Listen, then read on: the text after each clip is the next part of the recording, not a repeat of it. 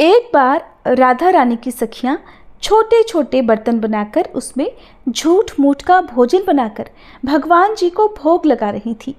इतने में ही वहाँ अचानक दुर्वासा ऋषि आ पहुँचे। और आप तो जानते ही हैं, दुर्वासा ऋषि अपने क्रोध के लिए प्रसिद्ध हैं।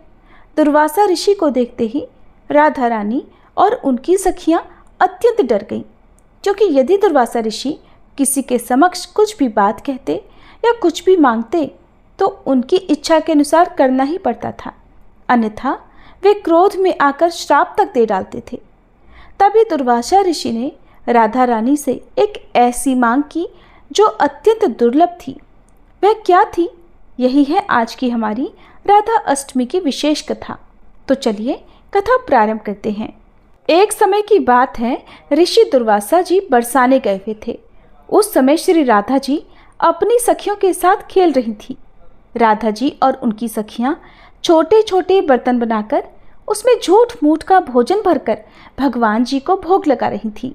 श्री राधा रानी और उनकी सखियां ये सब कर ही रही थी कि अचानक से दुर्वासा ऋषि वहां आ पहुंचे। ऋषि दुर्वासा को देखकर श्री राधा रानी और उनकी सखियां ऋषि के सम्मान में उठ खड़ी हुई और वे डर के मारे कांपने लगी।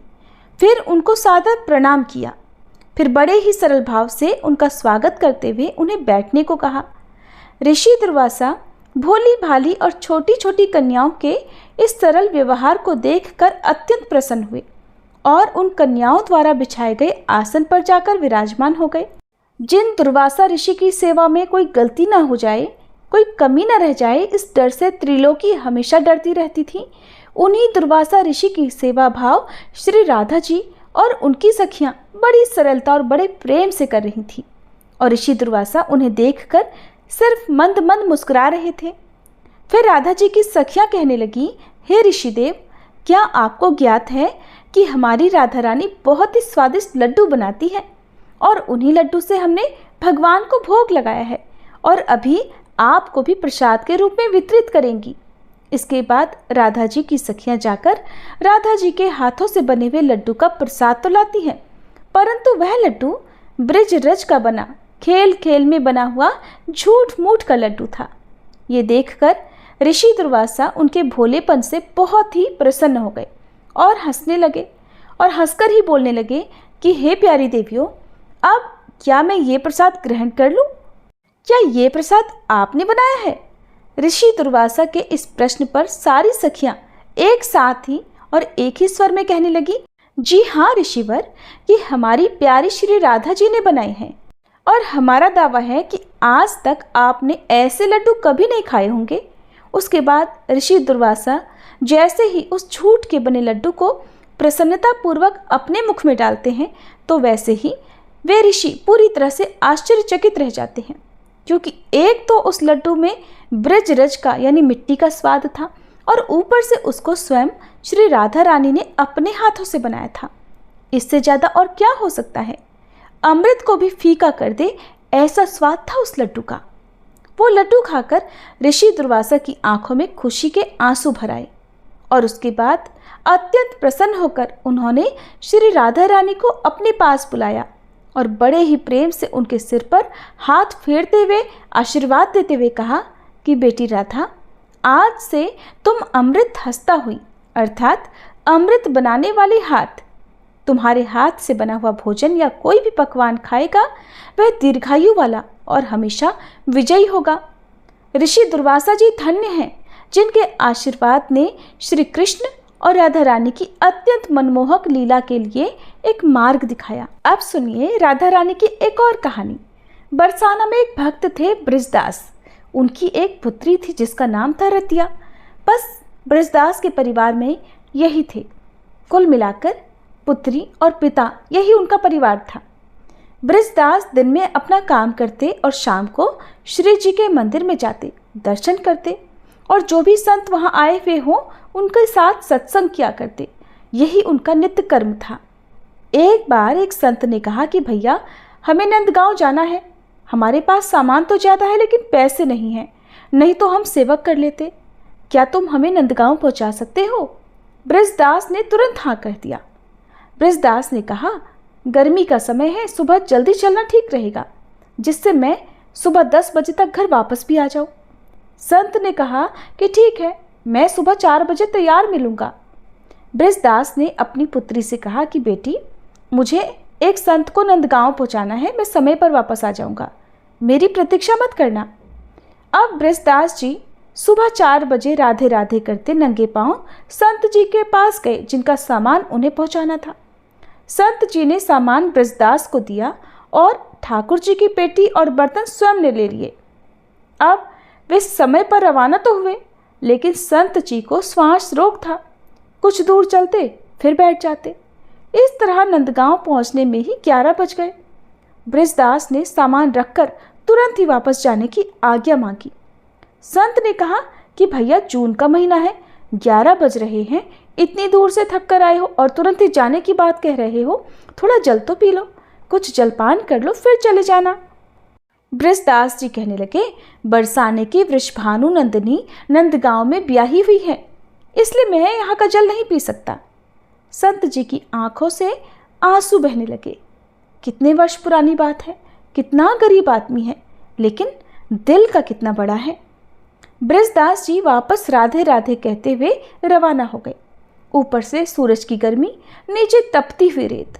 भगवान को बृजदास पर दया आ गई और वे भी अपने भक्त बृजदास के पीछे पीछे चलने लगे। एक पेड़ की छाया में बृजदास रुके और वहीं मूर्छित होकर गिर पड़े। भयानक गर्मी थी, ऊपर से वे बिना पानी पिए ही वापस चल पड़े थे, क्योंकि उनका ऐसा मानना था कि राधा रानी उनकी पुत्री हैं और पुत्री की ससुराल में पानी पीना भयानक पाप होता है। भगवान ने मूर्छा दूर करने का प्रयास किया, लेकिन बृजदास की मूर्छा दूर नहीं हुई। तब भगवान ने विचार किया कि मैंने अजामिल, गीध, गजराज को तारा, द्रौपदी को संकट से बचाया, लेकिन इस भक्त के प्राण संकट में हैं और कोई उपाय सूझ नहीं रहा, कोई उपाय लग ही नहीं रहा। बृजदास राधा रानी का भक्त है, अब तो वे ही इसके प्राणों की रक्षा कर सकती हैं, आखिर उनको ही बुलाया जाए। भगवान भरी दोपहरी में राधा रानी के पास महल में गए। राधा रानी ने श्री कृष्ण को इस भयानक गर्मी में आने का कारण पूछा। अब भगवान भी पूरे मस्खरे हैं। कहने लगे, तुम्हारे पिताजी बरसाना और नंदगांव की डगर में पड़े हैं, चलकर उन्हें संभालो। राधा रानी ने कहा, कौन पिताजी? भगवान ने उन्हें सारी बात समझाई और चलने को कहा। ये भी कहा कि तुमको बृजदास की बेटी के रूप में भोजन और जल लेकर चलना है। राधा जी तैयार होकर पहुंच गई। पिताजी, पिताजी, आवाज़ लगाई। इस समय वे बृजदास की पुत्री के रूप में ही पहुंची थी। बृजदास जी ने सुना कि उनकी पुत्री उन्हें आवाज़ लगा रही है, तुरंत नींद से जाग गए और बेटी के चरणों में गिर पड़े कि बेटी, आज तू नहीं आती तो मेरे तो प्राण चले जाते। फिर बेटी से कहा कि आज पता नहीं क्यों तुझे बार बार देखने का मन कर रहा है। राधा रानी कहने लगी, माता पिता को अपनी संतान तो अच्छी ही लगती है ना पिताजी, लीजिए अब आप भोजन ग्रहण कर लीजिए। बृजदास जी भोजन पाने लगे तो राधा जी कहने लगी, पिताजी, घर पर कुछ मेहमान आए हैं, मैं उनको संभाल लूँ, आप आ जाना। कुछ दूरी के बाद राधा रानी अदृश्य हो गई और बृजदास जो भोजन कर रहे थे, उन्होंने अपने पूरे जीवन में कभी ऐसा भोजन नहीं पाया था। भोजन करके वे अपने घर की तरफ चल पड़े। जब अपने घर पहुंचे तब तक शाम हो चुकी थी। जाते ही वे अपनी बेटी के पैरों में गिर पड़े। बेटी ने देखा तो अपने पिताजी को उठाकर कहने लगी, पिताजी आप ये क्या कर रहे हैं? बृजदास ने कहा कि बेटी, आज तुमने भोजन और जल लाकर मेरे प्राण बचा लिए, अगर तुम नहीं आती ना तो आज मैं जीवित वापस नहीं लौटता। बेटी ने सुना तो हैरान रह गई, कहने लगी, नहीं पिताजी, मैं तो यहाँ से कहीं भी नहीं गई। बृजदास ने कहा, अच्छा बता मेहमान कहाँ हैं? बेटी ने कहा, मेहमान? पिताजी, हमारे घर में तो कोई मेहमान भी नहीं आया। अब बृजदास के समझ में सारी बात आ गई थी। उन्होंने अपनी बेटी से कहा कि बेटी, पता है तुम्हें आज क्या हुआ? आज तुम्हारे ही रूप में राधा रानी के दर्शन मुझे हुए थे। और जब बेटी को ये बात पता चली तो वो समझ गई कि राधा रानी ने आज उनके पिताजी पर प्रसन्न होकर उन्हें साक्षात दर्शन दिए थे। ऐसी है राधा रानी की महिमा। अगर किसी भक्त पर राधा रानी की कृपा हो जाए तो फिर वो अपने भक्त के लिए कुछ भी कर सकती हैं। जैसे राधा रानी बृजदास जी की पुत्री बनकर उनके समक्ष प्रकट हो गई।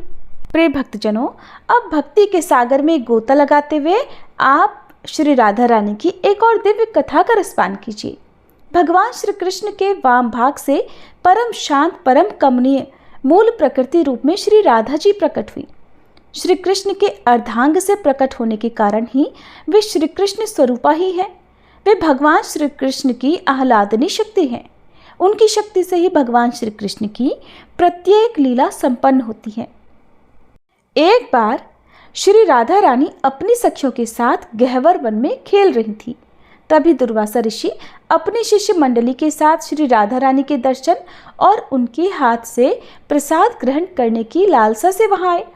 श्री राधा रानी को सखियों संग खेलते देख वे उनके रूप सौंदर्य को निहारते रह गए और मन ही मन उनकी स्तुति करने लगे कि व्रज के वनों में विहार करने वाली श्री राधा को मैं वंदन करता हूँ, जिनकी कृपा के बिना कोई भी श्री कृष्ण को जान नहीं सकता है। एक बाबा को इस तरह एकटक देखते रहने से श्री राधा डर गई और रोती हुई अपनी सखियों के साथ वृषभानु महल में जाकर माता कीर्तिदा के आंचल में छिप गई। माता ने सखियों से जब श्री राधा के रोने का कारण पूछा तो सखियों ने बताया कि वन में एक डरावनी दाढ़ी मूछ वाला बाबा आया है और वो लाली को घूर घूर कर देख रहा था। तभी लाली डर गई। माता कीर्तिदा को समझते देर नहीं लगी कि हो न हो ये बाबा दुर्वासा ऋषि ही हैं। इसके बाद माता कीर्तिदा श्री राधा और सखियों के साथ गहवर वन में गईं और दुर्वासा ऋषि को श्री राधा और उनकी सखियों सहित अपना परिचय कराया। दुर्वासा ऋषि ने प्रसन्न होकर श्री राधा को सौभाग्यवती और चिरंजीवी होने का आशीर्वाद दिया। दुर्वासा ऋषि ने माता कीर्तिदा से अपने शिष्यों के साथ श्री राधा रानी के हाथ का बना भोजन करने की इच्छा प्रकट की। माता दुर्वासा ऋषि के इस आग्रह को स्वीकार करने में हिचकिचाने लगी, क्योंकि दुर्वासा ऋषि के साथ उनके 10,000 शिष्य भी थे। साथ ही दुर्वासा ऋषि बहुत क्रोधी भी माने जाते हैं। क्रोध में आकर वो कुछ भी श्राप दे डालते हैं। लेकिन श्री राधा ने दुर्वासा ऋषि के आग्रह को प्रेम पूर्वक सहर्ष स्वीकार कर लिया और अपनी सखियों के साथ अतिथियों के भोजन की तैयारी में जुट गई।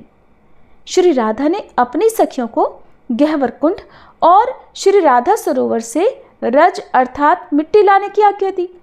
कुछ ही देर में सखियों के यूथों ने रज का ढेर लगा दिया। तब श्री राधा ने सखियों को उस रज से छोटी छोटी गोलियां बनाने की आज्ञा दी। श्री राधा के मानसी संकल्प से कदम्ब के पत्ते दोने बन गए और विभिन्न लताओं के पत्ते पत्तल बन गए। अब श्री राधा ने दुर्वासा ऋषि को शिष्यों सहित भोजन के लिए आमंत्रित किया। पत्तल पर रज की गोलियों और दोनों में कुंड का जल परोसकर सबसे भोजन करने का आग्रह किया। दुर्वासा ऋषि को लगा श्री राधा ऐसा कर उनका मजाक बना रही हैं, परंतु श्री राधा के बार बार आग्रह करने पर जैसे ही दुर्वासा ऋषि सहित सब ने रज की गोलियों को मुख में रखा, तब तो उन्हें अत्यंत सुस्वादु अलौकिक व्यंजनों का स्वाद आया। दुर्वासा ऋषि और उनके शिष्य भर पेट रज की गोलियां खाकर और कुंड का जल पीकर तृप्त हो गए। ब्रज बरसाना के रजगढ़ों के समान तो वैकुंठ भी नहीं है, क्योंकि यहाँ की भूमि का चप्पा चप्पा श्री प्रिया प्रेतम अर्थात श्री राधा कृष्ण के चरण चिन्हों से मंडित है। श्री युगल जोड़ी के प्रेम सिंधु का अद्भुत रस यहाँ कण कण में रचा बसा है। उनके दिव्य अंगों की खुशबू से यहाँ की दिशाएं सुवासित हैं। उनके वेणुनाद का माधुर्य यहाँ जड़ चेतन सभी को मदमस्त कर रहा है। देवगण ऋषि मुनि इसी रस के लिए सदा लालित रहते हैं। दुर्वासा ऋषि ने प्रसन्न होकर श्री राधा रानी को आशीर्वाद देते हुए कहा कि राधे, जो भी तुम्हारे हाथ से बना प्रसाद ग्रहण करेगा वह दीर्घायु हो जाएगा। ऐसा आशीर्वाद देकर दुर्वासा ऋषि अपने 10,000 शिष्यों सहित वहां से चले गए। और जब माता यशोदा को दुर्वासा ऋषि द्वारा श्री राधा रानी को दिए गए आशीर्वाद का पता चला तो उन्होंने उन्हें नंदगांव बुलवाया और श्री राधे से आटे के लड्डू बनवाकर अपने लल्ला श्री कृष्ण को खिलवाए। इस तरह मैया यशोदा ने अपने पुत्र के चिरंजीवी होने का उत्सव मनाया। सारे ब्रज में बस यही घोष हो रहा था, पाही चिरम ब्रजराज कुमार अस्मानत्र शिशो सुकुमार, अर्थात रे सुकुमार बालक, रे ब्रजराज कुमार, तू बड़ा होकर चिरकाल तक हम लोगों की रक्षा कर। हरे कृष्णा, जय श्री राधे। ये थी आज की कथाएं। अगर आपको अच्छी लगी हो तो वीडियो को लाइक, कमेंट बॉक्स में राधे राधे लिखकर इस वीडियो को ज़्यादा से ज़्यादा लोगों तक शेयर जरूर कीजिएगा।